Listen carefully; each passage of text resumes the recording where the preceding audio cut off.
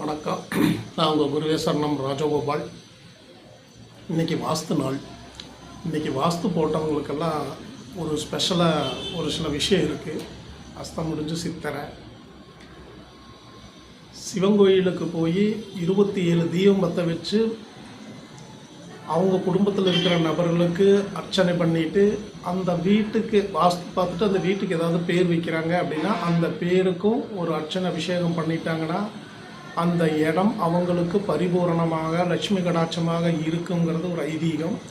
அஸ்தம் முடிஞ்சு சித்திரையில் அந்த இடையில வர்ற இந்த மாதிரியான நாட்களில் வாஸ்து வரும்போது கட்டாயமாக சிவ வழிபாடு பண்ணி 27 தீபம் பற்ற வச்சு கும்பிட்றது அவங்க குடும்பத்துக்கு ரொம்ப ரொம்ப சிறப்பு.